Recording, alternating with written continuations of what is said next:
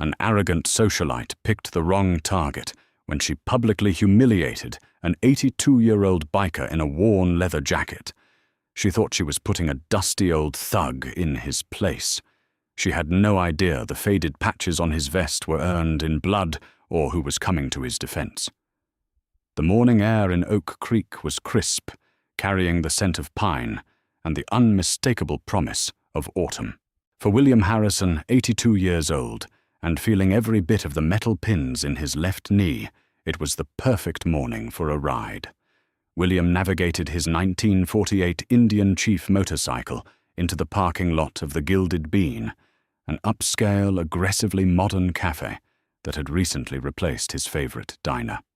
He parked carefully in a designated spot near the patio, the deep, guttural rumble of the vintage engine echoing off the glass storefront. Before he cut the ignition, silence settled back over the morning, save for the soft ticking of the cooling exhaust. He swung his stiff leg over the leather saddle, grunting softly. He wore what he always wore on his rides: heavy denim jeans, scuffed work boots, and a weathered brown leather vest over a flannel shirt. The vest was a canvas of his life.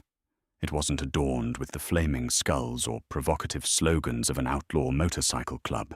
Instead, it bore faded olive-drab patches, a 1st Cavalry Division insignia, and a small, unassuming rectangular ribbon with a silver star pinned to the chest. To the untrained eye, it was just old biker gear. To anyone who knew what they were looking at, it was a walking monument to unspeakable sacrifice in the Ia Drang Valley of Vietnam. William walked into the cafe, the bell above the door chiming a cheerful synthetic note. He ordered a black coffee, ignoring the sprawling menu of macchiatos and cold brews, and took a seat at a small corner table, pulling a worn paperback from his back pocket. 10 minutes later, the peace was shattered. A pristine, pearl-white luxury SUV swerved into the parking lot tires, screeching in a clear display of impatience. Out stepped Brenda Wallace. Brenda was a woman who navigated the world under the firm belief that it belonged to her, and the rest of humanity was merely leasing space. Dressed in a tailored cashmere coat, wielding a designer handbag that cost more than William's motorcycle, and hiding behind oversized sunglasses, she marched toward the cafe. Trailing frantically behind her was her assistant, a young woman named Megan, who was juggling an iPad and 2 ringing cell phones. Brenda stopped dead in her tracks on the patio. She lowered her sunglasses, her eyes narrowing as they locked onto William's Indian Chief. The vintage motorcycle with its dusty saddlebags and oil-stained kickstand was parked exactly where she preferred her driver to wait.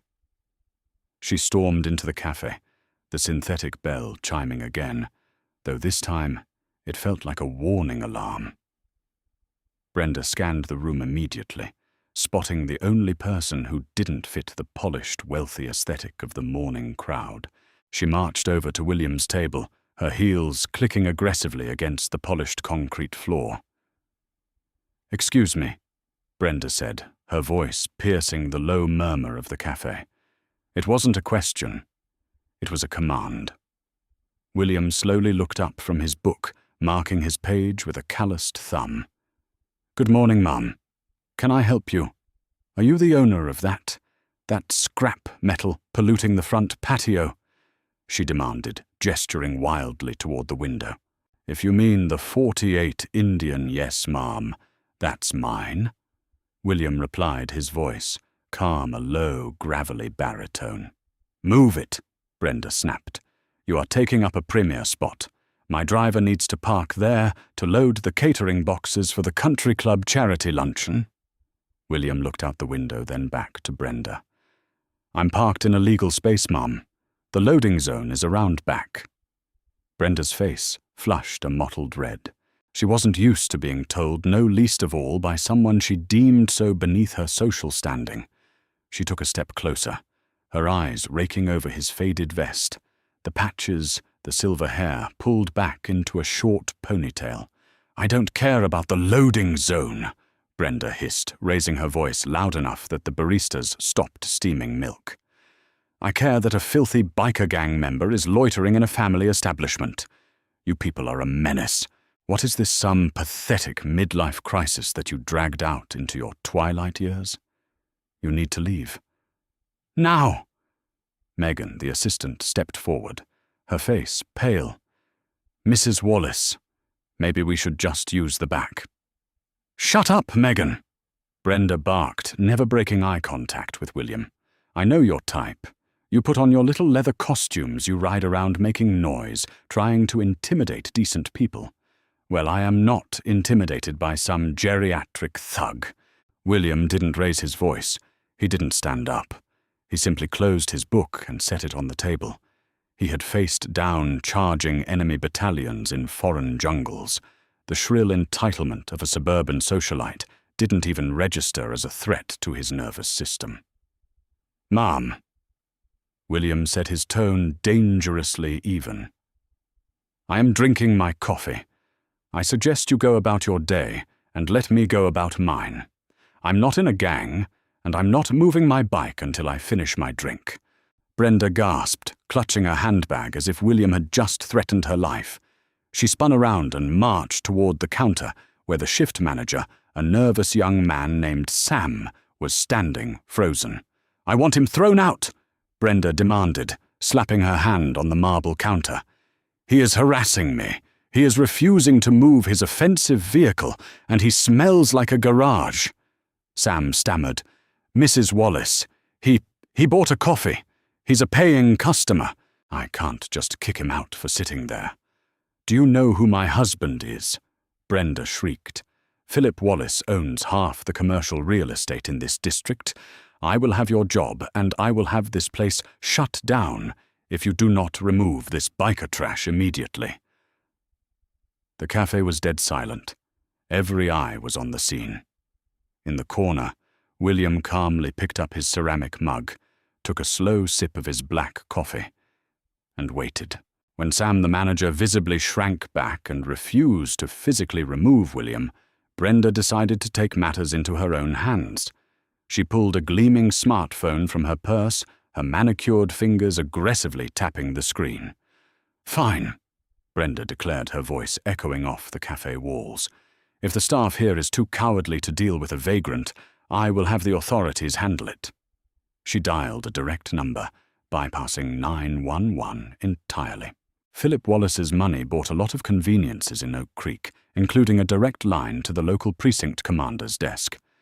"Yes, this is Brenda Wallace," she said, pacing back and forth in front of the pastry display. "I need an officer down at the Gilded Bean immediately.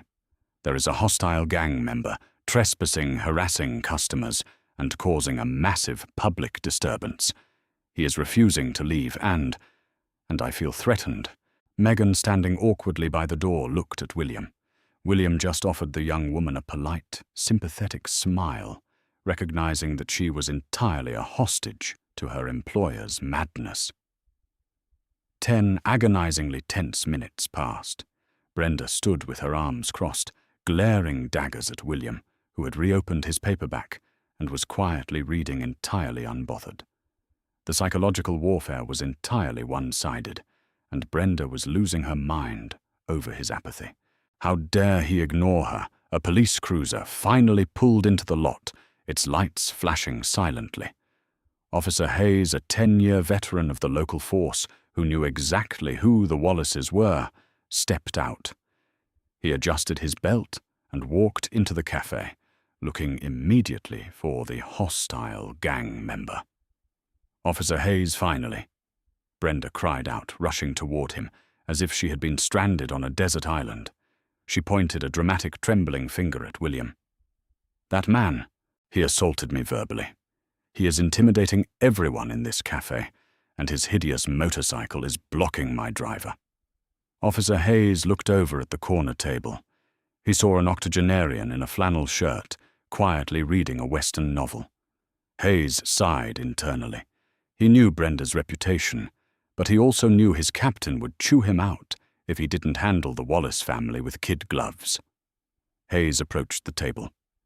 "Morning, sir," Mind if we have a little chat? William looked up and closed the book again. Morning, officer. What can I do for you? Mrs. Wallace here is claiming you're causing a disturbance and refusing to move your vehicle, Hayes said, keeping his tone professional but weary. I'm going to have to ask you to pack up and head out. We don't want any trouble today.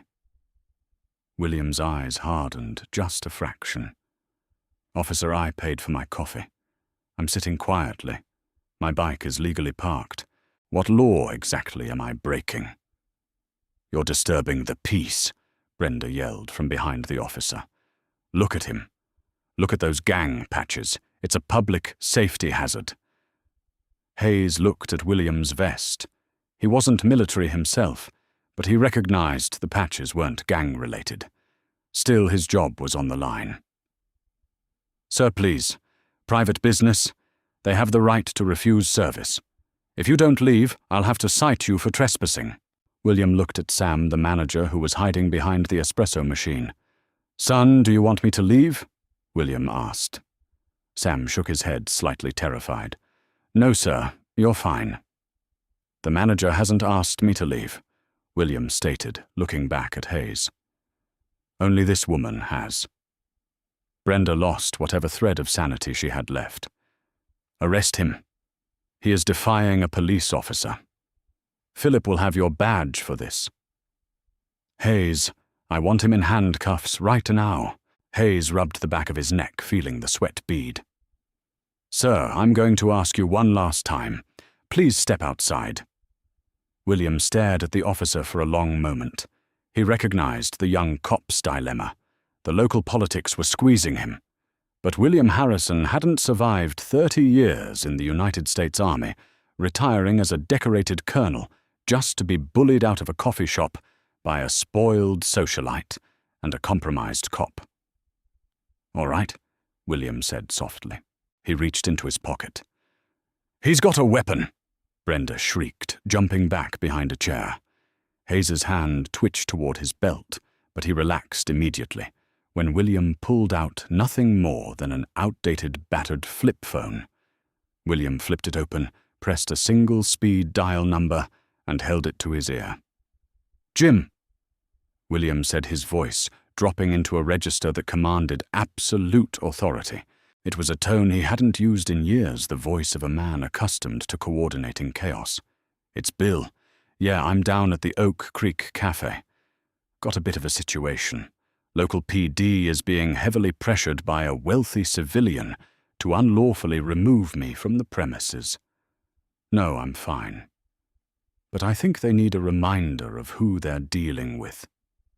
William paused, listening to the voice on the other end. A rare, slight smile touched his weathered lips. Bring whoever's available. See you in 10. William closed the phone and placed it carefully on the table next to his coffee mug. He looked up at Officer Hayes, whose face had suddenly grown very pale. I suggest we wait 10 minutes, officer, William said calmly. My friends are coming to pick me up. Brenda laughed, a shrill, mocking sound. Your friends? What is the rest of the geriatric motorcycle club going to roll in here on their tricycles? Let them come. We'll arrest all of you. The cafe descended into a strained silence. The minutes ticked by like hours. Brenda paced, checking her diamond-encrusted watch every 30 seconds, muttering about how her schedule was completely ruined. Officer Hayes stood awkwardly shifting his weight, unsure if he should forcefully remove the old man or wait to see what this mysterious phone call would produce. At exactly the 8-minute mark, the ground began to vibrate. It started as a subtle tremor, barely perceptible, rattling the porcelain cups on the saucers. Then a low, heavy mechanical drone filled the air. It didn't sound like motorcycles. It sounded like a thunderstorm rolling down Main Street. Brenda stopped pacing. Officer Hayes turned toward the large glass windows, his jaw going slack. Megan dropped one of the phones she was holding. Rolling down the pristine, tree-lined street of Oak Creek was not a gang of bikers. It was a convoy of 4 heavily armored black military-grade SUVs, flanked by 2 imposing flatbed transport trucks, and leading the pack, gleaming in the morning sun, was an official United States military command vehicle, its flags fluttering sharply in the wind. The vehicles moved with precise, terrifying synchronization, turning into the cafe parking lot and effectively barricading Brenda's pearl-white SUV from all sides. The heavy doors of the lead vehicle swung open, the heavy armored doors of the lead vehicle swung open with a synchronized mechanical thud that reverberated across the parking lot. Brenda Wallace, standing inside the cafe with her arms crossed in triumphant expectation, let her arrogant smirk falter. Officer Hayes gripped his utility belt, his eyes widening in absolute disbelief. The men who stepped onto the pavement did not wear scuffed leather vests, nor did they carry the unruly demeanor of an outlaw biker gang. They wore meticulously pressed United States Army Class A uniforms, the deep green fabric adorned with golden braids, and a blinding array of colorful ribbons. First to emerge was Major General James Miller. He was a towering, broad-shouldered man with close-cropped silver hair and a stern, weathered face that had seen the worst of global conflicts. 2 silver stars gleamed fiercely on each of his epaulets. Right behind him stepped Lieutenant General Bradley Mitchell, a 3-star commander whose very presence seemed to consume the oxygen in the area. Flanking them was a 4-man detail of elite military police officers, their faces carved from granite, wearing stark white lanyards and polished sidearms strapped securely to their hips. The military detail moved with terrifying precision, bypassing Brenda's pearl-white SUV entirely. The cafe door chimed a pathetic tinny sound compared to the heavy synchronized tread of polished combat boots hitting the polished concrete floor. The morning crowd in the Gilded Bean froze. The hissing espresso machines fell silent. Sam the manager dropped a clean rag on the floor and didn't dare bend down to retrieve it. Brenda, completely failing to grasp the reality of the situation, assumed her husband's immense wealth and local influence had somehow summoned the National Guard to deal with her petty inconvenience. She stepped forward, smoothing the front of her cashmere coat, her confidence returning in a rush of misguided entitlement. "Oh, thank goodness," Brenda announced loudly, marching directly into the path of the approaching generals. "I don't know who called you, but your timing is impeccable. This vagrant in the corner has been terrorizing this establishment, and the local police are completely incompetent. I need him removed, and his hideous motorcycle impounded immediately." Lieutenant General Mitchell stopped. He looked at Brenda with the kind of detached, clinical scrutiny a scientist might reserve for a particularly annoying insect. He didn't say a word. He didn't even blink. He simply sidestepped her as if she were a piece of misplaced furniture. The generals walked straight toward the corner table. Officer Hayes instinctively snapped to attention, pressing his back against the wall to give them a wide berth. William Harrison finally closed his paperback novel. He carefully tucked it into the inner pocket of his worn leather vest. He stood up slowly, the metal pins in his knee protesting silently, and squared his shoulders. Despite the faded flannel and the scuffed boots, the sudden shift in his posture was unmistakable. He no longer looked like an old man drinking coffee. He looked like a man who commanded legions. General Miller and General Mitchell snapped their boots together. In perfect, crisp unison, the 2 high-ranking generals raised their right hands in a flawless, rigid salute. "Attention on deck!" General Miller barked, his voice echoing like a rifle crack through the silent cafe. "Good morning, Colonel Harrison," General Mitchell said, holding the salute until William, moving with practiced muscle memory, returned the gesture. "At ease, gentlemen?" William replied, his gravelly voice calm and unaffected. "I apologize for pulling you away from the base, Jim. But it seems I've caused a bit of a diplomatic incident over a parking space." "No apology necessary. Bill?"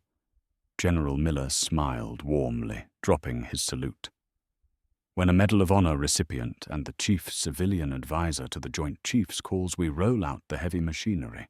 We brought the transport truck just in case your Indian chief was having engine trouble again. A collective gasp echoed through the cafe. Brenda Wallace turned the color of week-old ash. Her manicured hands trembled violently as the words processed in her mind. Medal of Honor. Chief Civilian Advisor. The filthy biker she had just publicly berated and tried to have arrested was a decorated military hero and a Pentagon heavyweight. Officer Hayes looked like he was about to pass out. He had come inches away from placing handcuffs on a national hero. He quickly stepped forward, his voice cracking. "Colonel Harrison, sir, I am incredibly sorry. I was just responding to a disturbance call. I had no idea who you were." William turned to the young officer, his expression softening slightly. "You were doing your job, son. You were put in a difficult position by a civilian trying to abuse local law enforcement for her personal convenience. You handled it with restraint. I have no quarrel with you." Hayes let out a breath he felt he had been holding for 10 minutes. "Thank you, sir." But the generals were not finished. General Mitchell slowly turned on his heel, his piercing gaze locking on to Brenda, who was suddenly trying to shrink behind her terrified assistant Megan. "Ma'am," General Mitchell said, his voice deadly quiet. "Step forward." Brenda hesitated, her usual bravado entirely vaporized by the sheer, crushing weight of military authority standing before her. She took a tiny, shaky step backward, nearly tripping over the edge of a mahogany chair. I didn't know," she stammered, her voice, suddenly devoid of its previous shrill command, reduced to a trembling whisper. He was wearing gang clothing, the leather, the patches. "Gang clothing," General Miller repeated, stepping up beside General Mitchell. He pointed a thick, calloused finger at the faded olive-drab patches on William's weathered vest. "That is the insignia of the 1st Cavalry Division of the United States Army. That small, unassuming ribbon you see pinned over his heart is the Silver Star. The man you just called a geriatric thug led his men through 3 days of absolute hell in the Ayadrang Valley. He carried 4 wounded soldiers to safety while taking heavy enemy machine gun fire. He spilled his own blood for the very ground you currently stand on to complain about your catering schedule and your luxury SUV. Brenda swallowed hard, the sound audible in the pin-drop silence of the cafe. She looked wildly around the room, desperately seeking a single sympathetic face. Instead, the patrons were glaring at her with unadulterated disgust. Some were shaking their heads, others were filming the encounter on their phones. Cornered and panicking, Brenda resorted to the only weapon she had ever known, her husband's immense wealth and social leverage. "My husband is Philip Wallace," she blurted out, her tone a desperate, instinctual defense mechanism. "He owns half the commercial real estate in this entire city. He is a very important, powerful man." A cold, utterly humorless smile crept across William's face. He slowly reached for his ceramic coffee mug, taking a deliberate, unhurried sip before setting it down with a soft clink. "Philip Wallace," William repeated thoughtfully, letting the name hang in the tense air. "Yes, I know Philip. I am quite familiar with his enterprise. In fact, your husband's firm has been submitting rather desperate bids for the past 6 months to secure the land acquisition contracts for the new Veterans Affairs Medical Complex being built out on the county line. I believe it is a $2 billion federal initiative." Brenda's eyes widened in sheer, unadulterated terror. She knew intimately about that specific contract. Philip had been talking about it obsessively every single night at dinner. It was the absolute crowning jewel of his entire career, the monolithic deal that would forever secure their financial empire and elevate them into a completely different stratosphere of wealth. "What you clearly do not know, Mrs. Wallace," General Mitchell interjected, crossing his massive arms over his ribbon-covered chest, his voice dripping with frigid disdain, "is that Colonel Harrison here sits as the chief civilian chairman on the Federal Oversight Committee for that exact development project. He has the absolute, uncontested final say on every single civilian contractor, every architectural vendor, and every real estate acquisition firm involved in the build." The silence that followed was suffocating.